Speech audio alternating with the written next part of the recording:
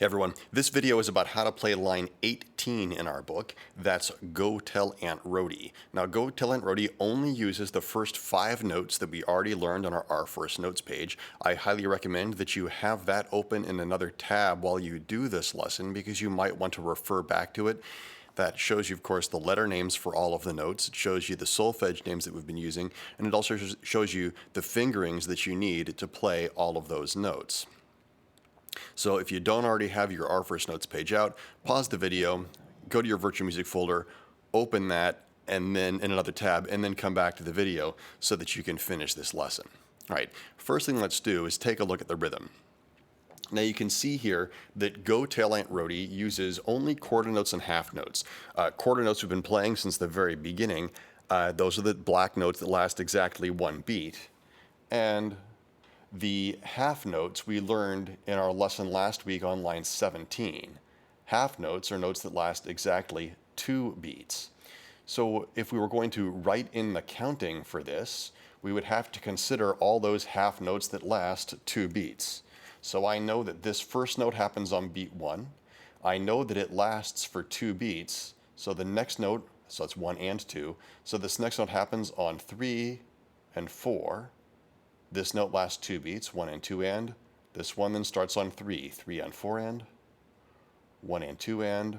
3, 4, 1, 2, 3 and 4 and. 1 and 2 and. 3, 4, 1 and 2 and. 3 and 4 and. 1, 2, 3, 4. 1 and 2 and. And then it ends with a half rest. So a half rest is a rest that lasts exactly as long as a half note. That is 2 beats, so that half rest would last for 3 and 4 and. Now, while we're here, we should also notice that in the yellow box, they've taught us one new thing, this thing that looks like a comma, or more accurately an apostrophe, because it is floating up high. In music, we call this either a lift or a breath mark. String players call it a lift, and wind players usually call it a breath mark. It's a mark that composers put in the music when they're showing you someplace where they want you to breathe. Now, as you get further in the book, there'll be fewer and fewer breath marks. Oftentimes, it's left up to the musician to decide where to breathe. They're giving us breath marks here at the beginning of the book when they think we need a little bit of help, and because we haven't developed our good set of lungs yet, we may still be running out of air very quickly and need those places to breathe. So here we can see that the composers asked us to take a breath after the second measure, a breath after the fourth measure, and a breath after the sixth measure. And they didn't put a breath mark here, but obviously before the repeat sign, we can take a breath during the rest as well. So I'm going to put a metronome on, and then let's count this together. And you'll notice that when I'm counting it, I'm going to breathe on all those breath marks. Now in this case, I'm going to breathe even if I don't really have to breathe. Here we go. And 1, 2, ready, go.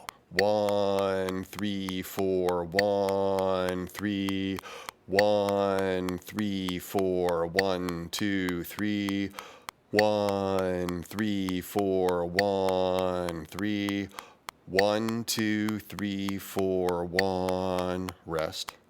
1, 3, 4, 1, 3, 1, 3, 4, 1, 2, 3, 1, 3, 4, 1, 3, 1, 2, 3, 4, 1, rest, and stop. So that's the rhythm to the tune. We know we're then going to be playing the notes that we already know using that rhythm there. So let's do a little bit of echoing here. I'm going to sing some notes to you using the do, re, mi names, the solfege names. You'll need to go back to that other tab you have open so that you can refer to your First Notes page and sing these back to me. Here we go. Mi, mi, re, do, do.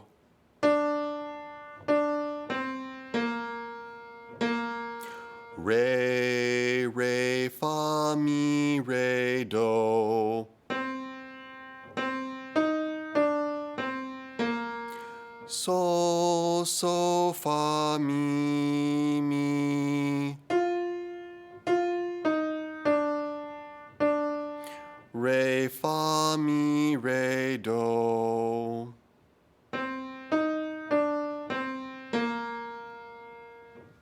Now, I recommend going back and listening to this and sing it back to me on the echo, and listen to this and play it back to me on the echo. One cool thing about things that have breath marks is usually those breath marks separate the music up into individual phrases. I was saying in class the other day how important it is when you're having a hard time keeping up to break the song up into chunks and practice it by chunk or by phrase.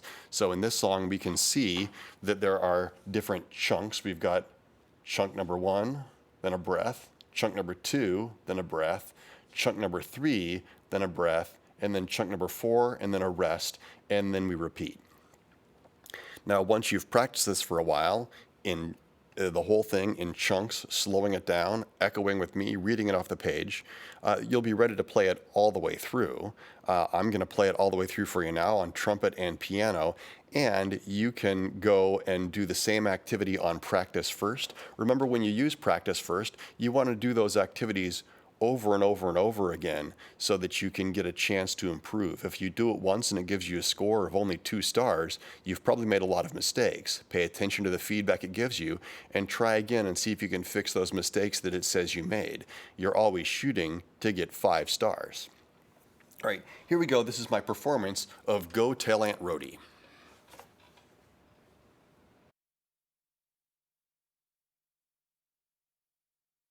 1, 2, 1, 2, ready, and.